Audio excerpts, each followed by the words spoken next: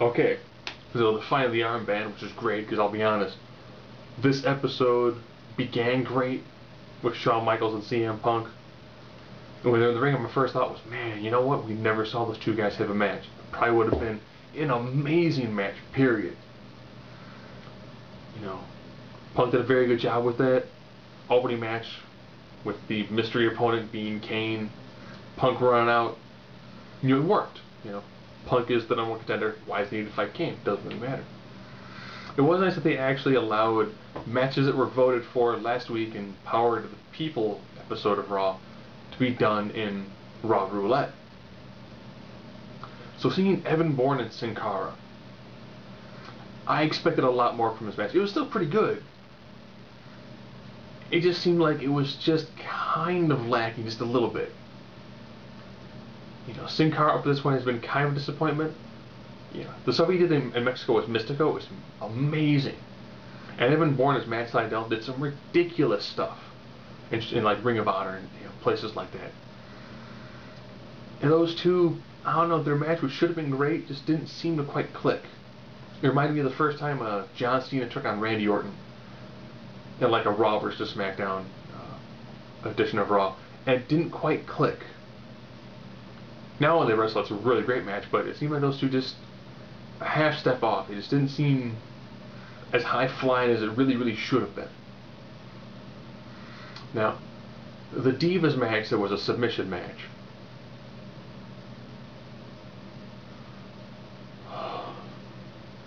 Being a fan of stuff like Shimmer, which is legitimate, you know, women, female athletes, legitimate women's wrestling.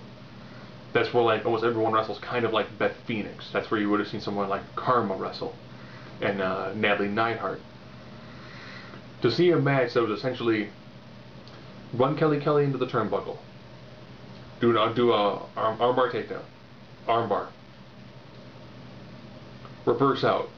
Kelly Kelly's offense was forearm, double leg takedown, Boston Crab, and the match was done.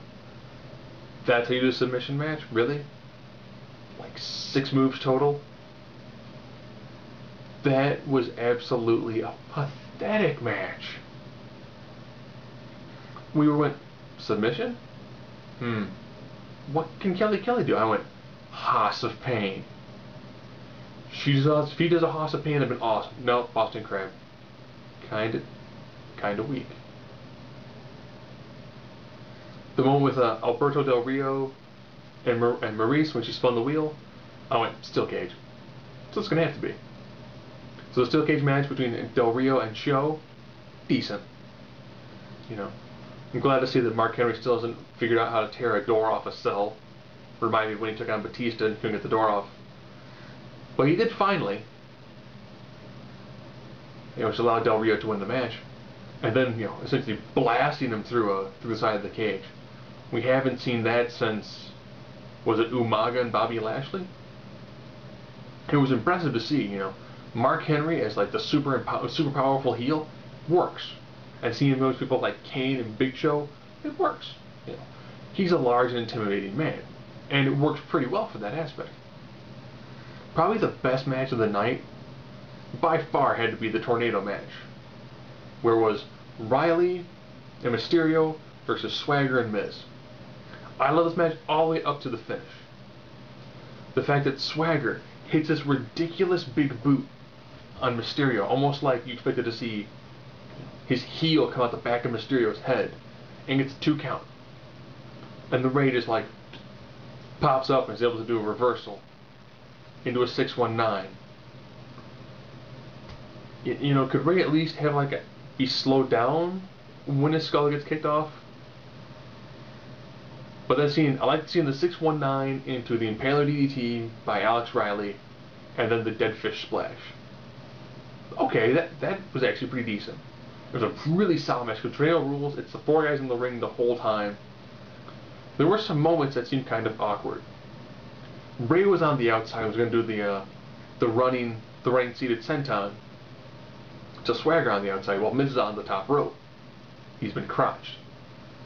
And it's like, okay, Riley is just standing there in the ring. It's like he's waiting for Mysterio to do his spot, And then he does essentially the old Kurt Angle, like run hop onto the top turnbuckle, and then like hip toss the guy off. It was pretty solid to see. Alex Riley's fairly athletically gifted. He's probably going to really go places in the E. And then the main event match ended up being R-Truth versus John Cena in a tables match.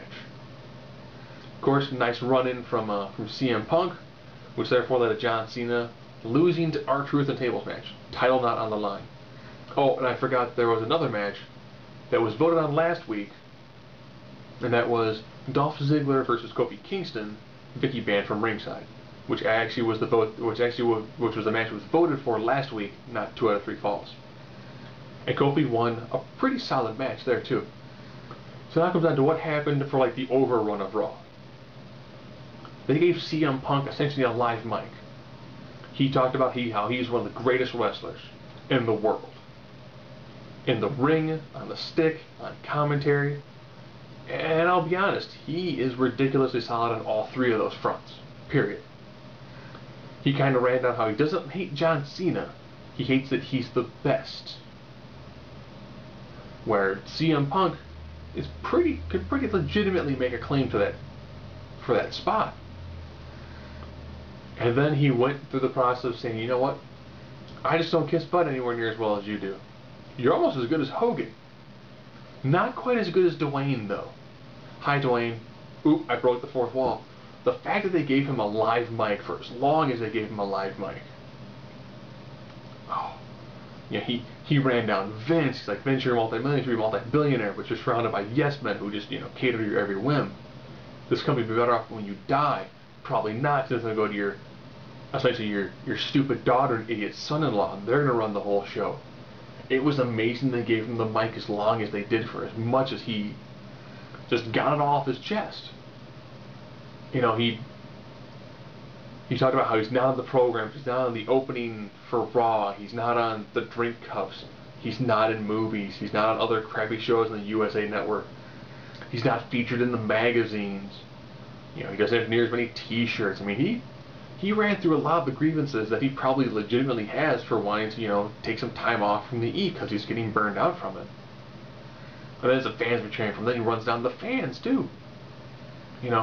You're the ones who buy the collector's cups, you buy the programs, and then at 3 o'clock in the morning, you're seeing me in the airport, and you're asking me to sign it, and then you sell it on eBay. Now, I actually have sold free autographs before. When I did WrestleMania in Chicago, you go through this like autograph signing process, and I'll be honest, a lot of them, I've met a few of them before. If I pay for your autograph, then you know what?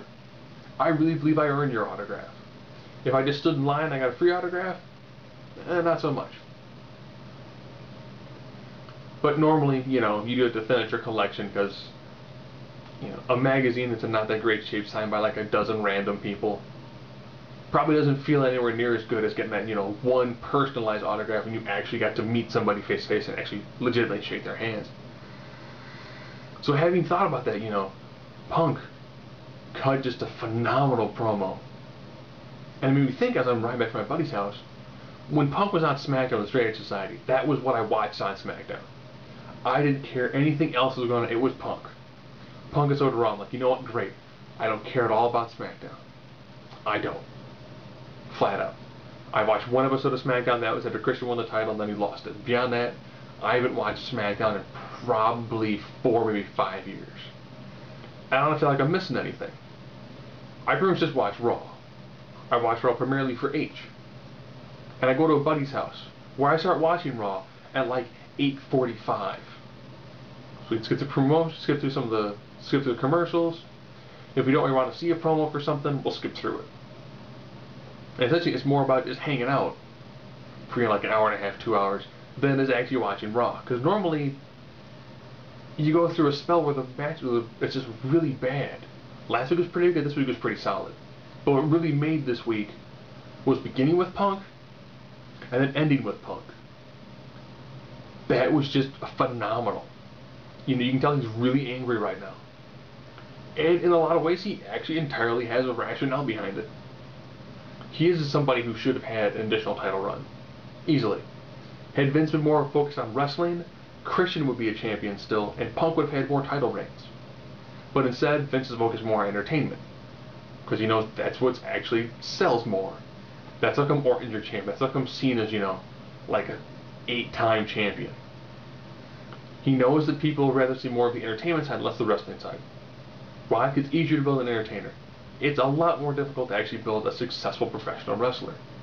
That having been said, being somebody who I guess Punk kind of singled out as somebody who will still watch it after he's gone, because that's kind of what I do.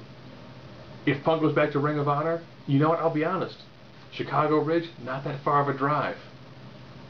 Punk goes back to Ring of Honor, I'll probably go back to Ring of Honor.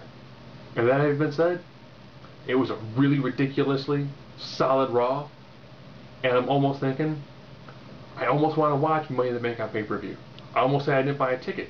It's like an hour-and-a-half drive. That could be CM Punk's last match, and I'll be honest. He really does deserve to go out on top as a champion.